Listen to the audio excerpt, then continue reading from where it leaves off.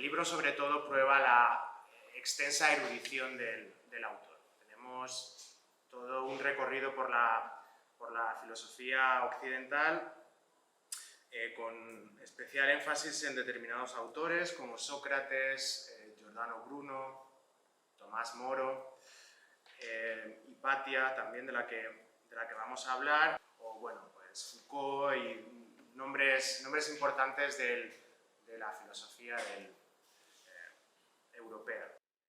Miradas a Rumanía, el podcast del Instituto Cultural Rumano de Madrid, un espacio de encuentro con creadores de diferentes disciplinas, un lugar de reflexión sobre temas de actualidad. Acompáñanos a descubrir a la Rumanía de hoy y la del pasado, a través de testimonios de gente conectada con la lengua y la cultura de nuestro país. Miradas a Rumanía, la voz de muchos proyectos para conocernos mejor. Agradeceros vuestra presencia aquí hoy. En primer lugar, quiero dedicarle un recuerdo a mi mentora, la profesora Eugenia Popeanga, que no ha podido estar hoy aquí por un desafortunado accidente, y que yo creo que cualquier persona que quiera iniciarse en los estudios rumanos en España pues debe agradecerle a ella toda su labor. Vamos a estructurar este acto en una especie de entrevista, entre muchas comillas, porque bueno, hemos seleccionado una serie de cuestiones interesantes sobre el libro. Yo las voy a explicar en español y después el autor las responde en rumano, y yo os hago una interpretación así consecutiva, lo que a mí me parezca. Prometo ser fiel. Bueno, en primer lugar, unas palabras simplemente sobre el libro. Como ya decía la directora del Instituto Cultural Rumano, el libro sobre todo prueba la extensa erudición del autor. Tenemos todo un recorrido por la filosofía occidental, con especial énfasis en determinados autores como Sócrates, Giordano Bruno, Tomás Moro, Hipatia, también de la que vamos a hablar, y numerosas referencias a Montaigne, también yo como francesista tengo que aquí reivindicar, o bueno, pues Foucault y nombres importantes de la filosofía europea. Bueno, vamos a empezar con la primera pregunta, que bueno, se refiere más o menos a un aspecto general del libro, y es que bueno, el autor defiende que la vida no se puede entender sin la existencia de la muerte. Y esta primera reflexión es si el autor nos puede desarrollar esta idea, teniendo en cuenta que vivimos en una sociedad acelerada, hiperconectada, sociedad de consumo, que parece que vivimos en una especie de carpe diem, pero a la vez, como demostraba José Saramago, ¿no?, en sus Intermitencias de la muerte, es una sociedad que sin la muerte no funcionaría. Se crearía un caos social. Recomiendo aquí, si os interesa este tema, que también consultéis esta interesante novela. No sé si nos puedes desarrollar más esta idea. Gracias, Diego. Nu e ceva nou. Chestia asta e recentă. Mi se pare că e recentă, zilele noastre, dar face parte din ceva mai amplu care ni se întâmplă de câteva sute de ani. Raportul cu moartea. De câteva sute de ani am luat-o pe o cale, nu știu dacă e bine sau prost, care ne-a îndepărtat tot mai mult de o stare naturală și devenim tot mai artificial, încât acum am creat mai recent și inteligența artificială. Deja în secolul XIX, Tolstoi putea înfățișa raportul ăsta, relația cu moartea, într-un mod care nouă ni se pare extrem de familiar. Putem înțelege drama lui Ivan Ilici aproape ca și cum ar fi contemporan, deși atât de timp a trecut și lucrurile s-au petrecut într-o societate diferită de noastră, și totuși putem să ne relaționăm și să mergem acolo și să trăim ce a trăit Ivan Ilici. defiende que no es nada nuevo, sino que bueno, esto forma parte de algo más amplio, que en nuestra relación con la muerte nos hemos apartado, hemos tomado una vía que se aparta de lo natural. Y si nos acercamos a la novela Iván Ilich de Tolstoy, ya en el siglo XIX, se defendía una relación con la muerte que, bueno, que podemos reconocer nosotros. Dacă ne interesează mai mult povestea asta în detaliu, există studii foarte bune. Philippe Agnès, de exemplu, care m-au ajutat să înțeleg și oricând, oricine poate merge acolo și există o carte scurtă, dar și mai amplă despre omul în fața morții, un studiu extraordinar despre evoluția relațiilor noastre cu moartea, de la antichitate până în ziua de astăzi. Și vedem că s-au produs multe transformări. Bueno, si os interesa este tema, por ejemplo, hay un estudio muy amplio de Philippe Agnès que es sobre la relación del hombre con la muerte. Sí, en lo que respecta al libro, existe la idea básica de que la muerte es lo que nos define. La muerte realmente nos pone un límite a nuestra vida, pero además nos define también en el otro sentido, ¿no? De definir.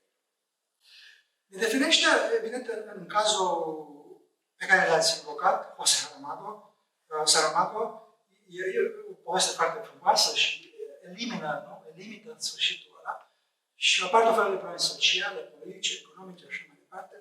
Și acolo vedem cum lucrează absența morții. Dar altfel, moartea are implicații mult mai profunde. Definește mai ales viața interioară. Nu e vorba doar de niște aranjamente sociale care presupun existența morții, dar definește interior.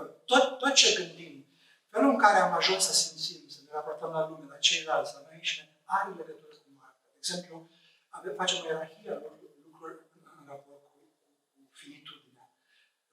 A gândi lucruri ca iertare, regreturi și așa mai departe. Toate, sau nu știu, a îndrăgosti,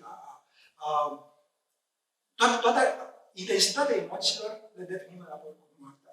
Adică știm că lucrurile astea nu pot dura, că sunt finite. Și atunci, de exemplu, căutăm să ne bucurăm mai mult de momentul prezent, căutăm să intensificăm o emoție și mai departe. Tocmai de aia există conștiința morții undeva acolo. Tot timpul lucrează în spate. Sí, además de definirnos, y en la novela de Saramago vemos los límites sociales de la muerte o las consecuencias sociales de la muerte, o bueno, en este caso cómo funciona su ausencia, la muerte por encima de esto tiene unas implicaciones más personales que nos afectan en nuestro interior. Cómo pensamos, cómo nos relacionamos con los otros, cómo asumimos la finitud nuestra y de nuestras emociones, por ejemplo, como el amor o todo tipo de emociones, y es que sabemos que todas estas emociones o estos sentimientos no van a durar, aunque tienen una finitud. ¿Por qué? Porque existe la muerte. Una de las figuras que nos ha llamado la atención en este ensayo es la figura de Hipatia, que en España sobre todo se ha hecho más popular gracias a la película de Alejandro Amenábar. A la vez, esta película y numerosos otros relatos han creado o han contribuido a crear una figura que se mueve entre la realidad y la ficción. Y podríamos, no sé si el hecho de que Hipatia acepta su muerte o se deja morir, que es uno de los temas también de las diferentes muertes, si leéis el libro, ¿no? Esta aceptación de lo que le va a suceder. Y aquí he de decir que la profesora Popeanga y yo no nos poníamos de acuerdo. Ella insiste en que quizás su muerte se debe al hecho de ser mujer, es decir, es un caso de feminismo, y yo incluí, o nos estamos dejando llevar por nuestra mirada desde lo ultra contemporáneo, desde el extremo contemporáneo. Asta ar fi situația primară, primitivă. La un nivel mai sofisticat avem filozofi, să zicem, sau gânditori, indivizi care gândesc și care propun altceva, merg împotriva grupului, împotriva preferințelor și, de exemplu paradigmatic e Socrate, care îi chestiona pe toți, îi scria pe toți. Și așa încât după un număr de ani și-a făcut aproape toată societatea. Majoritatea atenenilor îi erau dușmani. Au votat pentru pedeapsa cu moartea atunci când el a fost adus în sfârșit în tribunal. Situația lui Socrate are toate datele de care ai nevoie ca să studiezi problema. Acum, ce se întâmplă după aia? Lucrurile astea, există alte straturi. Asta ar fi situația arhetipală tipică. Sunt alte straturi. Dacă filozoful e femeie, există o nuanță în plus. Dacă e altă cultură, dacă se întâmplă în altă cultură, dacă e religie. Și mai departe, astea aduc alte straturi. Aia a fost situația inițială, dar straturile astea complică. Și o să spun, o să introduc. Sí. Bueno, esta situación la hemos visto con numerosos filósofos y pensadores, ¿no? Digamos la situación básica, el ejemplo paradigmático es Sócrates, que por culpa de sus escritos se había enfrentado a casi toda la sociedad, bueno, la parte dominante, ¿no?, de la sociedad ateniense, se había convertido en un enemigo para ellos y por eso no tuvo ningún aliado para evitar su condena a muerte. Pero a esta situación básica, digamos, se pueden añadir diferentes estratos, que es lo que se aplica en el caso de Hipatia. Es decir, un estrato puede ser otro matiz, ¿no?, que era una mujer.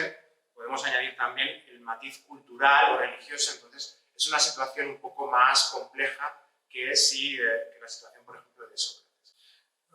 Mai există ceva când, de exemplu, când citim René Girard despre țapul ispășitor, există, el vorbește de situații când comunitățile se întorc împotriva unor membri și anume, el numește în câteva puncte victime feminine. Femei, pentru că, și aici avem vânătoare de vrăjitoare, pentru că sunt singure, sunt fie văduve, fie divorțate, văduve, că nu se putea divorța, fie fără părinți. Și asta înseamnă că erau vulnerabile. N-avea cine de apărat. Nu era o familie mai mare de bărbați, cu mulți bărbați, care se dea. Și atunci erau extrem de vulnerabile. Și în momente de criză, comunitatea se ducea după ele, le persecuta și în ceea ce s-a numit după aia vânătoare de vrăjitoare. Dacă folosim situația asta, atunci putem, toată cartea mea poate fi, sau momentele când filozofii au fost omorâți pentru ideile lor, am putea spune că momentele astea sunt momente feminine. Sí, en el libro también se menciona la obra de René Girard, que habla de situaciones en las que la comunidad se enfrenta a un determinado individuo y en este caso a una víctima femenina. La víctima femenina es más vulnerable porque en general está sola, es viuda, no tiene padres y en momentos de crisis el grupo se va a aprovechar de esta extrema vulnerabilidad para perseguir a la mujer. Esto se ha visto a lo largo de la historia con otras figuras como las brujas, ¿no? En el libro tenemos, no solo en el caso de Hipatia, sino en las otras muertes, tenemos momentos de muerte que se pueden considerar muerte femenina, porque son individuos que se hallan en situaciones de extrema vulnerabilidad, como decíamos antes. Entonces, el momento de crisis desencadena una violencia extrema contra ellos. Bueno, pasamos a la siguiente cuestión. En el libro, el autor nos dice que, bueno, la filosofía es acción, ¿no? Es una de las ideas y pues, el filósofo como personaje en movimiento, la filosofía como acción, entonces nos gustaría saber si debería quedarse la filosofía dentro de la esfera académica o editorial, o bien podemos ver cómo integrarla en la sociedad como un agente de cambio. Y si podemos integrarla en nuestra sociedad o en el ritmo este que hablábamos antes, ¿cómo se puede integrar en esta vida de carpe diem? Nu se poate integra. Asta e pentru mine toată chestia e că nu se integra. Filozoful, dacă în modul ideal, trebuie să fie trouble-fed. cel care tot timpul critică, pune conștiința critică a unei comunități. De-aia, pentru mine, partea cea mai interesantă pe care ei pot să o facă, sau funcția socială cea mai interesantă, e cea negativă de critică. Ei pot tot timpul să arate cu degetul, să critique, să strâmbă din nas, să deconstruiască. Atunci când construiesc, pot fi periculoși. Tentația e prea mare și foarte ușor pot deveni aroganți. Dar atunci când sunt critici, pot fi de ajutor, pot fi chiar simpáticos. Sí, la idea básica es que no se puede integrar, o que idealmente el filósofo, bueno, si queréis la filosofía, no se debería integrar en el sistema, sino que el filósofo debe ser una figura que representa la conciencia crítica de esta sociedad. Si se propone un sistema ideado por los filósofos, bueno, pues sería un error. El filósofo prefiere mantenerse al margen. Este sistema pensado por filósofos no es algo agradable, porque lo interesante es criticar, señalar los problemas o las cuestiones de interés, de construir la propia sociedad y a pesar de que existe una tentación, ¿no?, de participar en esta construcción social, quizás el rol de los filósofos debería ser otro, sobre todo este papel de conciencia crítica. Și dacă folosim grila asta pentru a înțelege trecutul filozofic, vom vedea că cele mai interesante momente în istoria filozofiei sunt cele deschise, tocmai din cauza că sunt critice. Atunci când un filozof propune un sistem, propune o soluție, un tip de societate, se închide. Și chestia aia după 100 de ani sau după 200 de ani nu mai e inutilă. De când momentele de critică intensă, rămân perpetu interesante și pentru generațiile următoare. Tocmai de aia că au deschidere asta, rămân perpetu deschise. Bueno, en la historia de la filosofía podemos observar que los momentos de mayor interés han sido los momentos de crisis, ¿no? Los momentos críticos, pues, ya que es un buen criterio para la historia de la filosofía tener en cuenta los filósofos o los pensadores que han actuado criticando. La siguiente pregunta, he de decir que es un tema que a mí me parece bastante divertido, es que bueno, en el libro habla sobre la vida que necesita la muerte y, sin embargo, en esta sociedad en la que vivimos no paramos de tener una gran figura, y no quiero caer en ningún estereotipo nacional, sino en la cultura popular americana sobre todo es la figura del vampiro. Es decir, nos sigue llamando la atención y cada X años tenemos nuevas series, nuevas películas, todo ya desde una perspectiva pop, ¿no? Pop culture, del vampiro que ahora viven en Nueva York, comparten piso, etcétera, etcétera. Entonces, ¿por qué cree el autor que este motivo sigue siendo famoso en nuestra sociedad que ignora a la muerte? Da, e foarte interesant. De fapt, toată chestia asta, și nu doar cultura vampirismului, dar și toată chestia cu Halloween, sau industria de Halloween care se exportă, e un mod de a interpune între noi și problema reală care e o perdea foarte groasă de falsă probleme. Și atunci noi nu mai percepem. E o formă de a masca frică de moarte. Practic, blocându-ne accesul prin toată chestia asta, care nu are nicio legătură cu moarte. Cu cât mai mult sânge, cu cât mai mulți mor în filmul ăla, cu atâta moarte e tot mai nesemnificativă. Și e interesant că vine din societatea americană, de fapt, americanul obișnuit e complet nepregătit să înfrunte moartea, să discute despre moarte, să gândească moartea și așa mai departe. Deși e inundat de toda la producción. Sí. Bueno, no solo el caso de los vampiros, este es un ejemplo, pero la propia industria de Halloween es un modo de poner una barrera entre nosotros y la muerte, de esconder el problema, de intentar tapar nuestro miedo y de bloquear el poder de la muerte. Vemos en películas cuanto más sangre hay mejor, pero sin embargo el americano medio es la persona que es una cosa que no está preparada para nada para aceptar la idea de la muerte. Bueno, pasamos al siguiente tema. En el libro, la figura de Sócrates, como también en esta intervención, ha sido de gran importancia y, bueno, también hay otros nombres de la filosofía clásica, como el nombre de Boecio, y por eso queríamos saber si en tu opinión, ¿cuál es la utilidad o las aplicaciones de la filosofía antigua, de la filosofía clásica, para entender la vida contemporánea, la vida de hoy?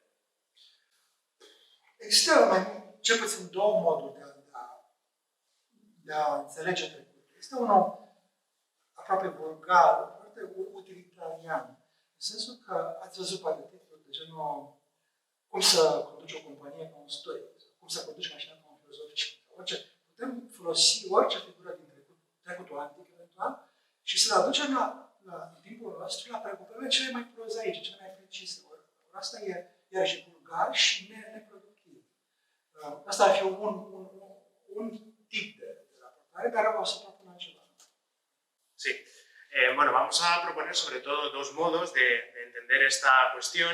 El primer modo, digamos, que es el modo vulgar, que es utilitario y no productivo, y es apropiarse de estos conceptos de la filosofía clásica y aplicarlos al modo de vida actual. Por ejemplo, en todos estos libros económicos de cómo dirigir mi empresa como un filósofo estoico, etc. Algo que no nos interesa. Bueno, el otro modo de relacionarse con el pasado, ¿no? Con la filosofía antigua, es que ya los filósofos de la antigüedad formularon las grandes preguntas, ¿no? Las big questions que decía el autor. Entonces, acercarse a la filosofía antigua, acceder a estos textos, es acceder a las grandes preguntas que siguen siendo o siguen estando vigentes hoy día. Los problemas que mencionaban estos filósofos son nuestros problemas. El lector contemporáneo se encuentra en los textos, se reconoce en los textos antiguos y puede parecernos raro reconocernos en Platón, con tantos siglos como ha pasado, pero es más fácil reconocerse en él, también por la lengua que utilizaba, que en un filósofo de hace 200 años, cuyos escritos son casi inútiles ahora porque los temas no son relevantes y porque la lengua que utilizaban era demasiado específica para poder comprenderla ahora desde otro contexto histórico. Iar chestia s-a trimite, de fapt, la o chestiune și mai largă. Există ceea ce s-a numit filozofia perennis, o filozofie permanentă care există, dincolo de epoci specifice, care rezistă timpului. Și totul devine foarte interesant dacă gândești așa, pentru că noutatea nu mai e posibilă. Ai sentimentul ăsta că marile întrebări au fost puse și au fost și răspunse cu mult timp înainte asta. Noutatea nu mai e posibilă. Și atunci, să cauți noutatea de dragul noutății e o problemă falsă, e o cale greșită. Miza trebuie să fie asta.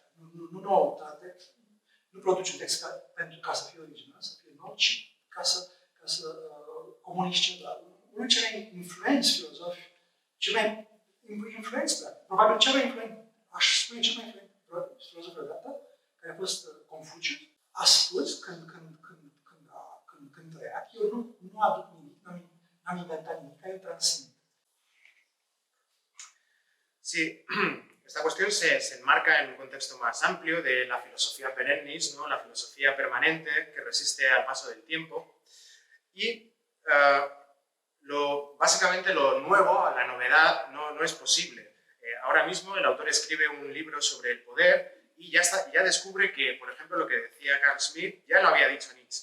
Lo que dice él ya lo había dicho Machiavelli. Entonces, hay que aceptar que la novedad, lo nuevo, no es posible y que buscarlos es un error. Es decir, no hay que pretender hacer algo original porque precisamente por esta filosofía permanente las cuestiones han resistido al paso del tiempo. De hecho, algo que decía el más influyente pensador, sobre todo por su extensión geográfica y humana, Confucio, cuyo pensamiento afecta todavía, ¿no? a millones de personas, él dijo: yo no añado nada, no invento nada, simplemente transmito.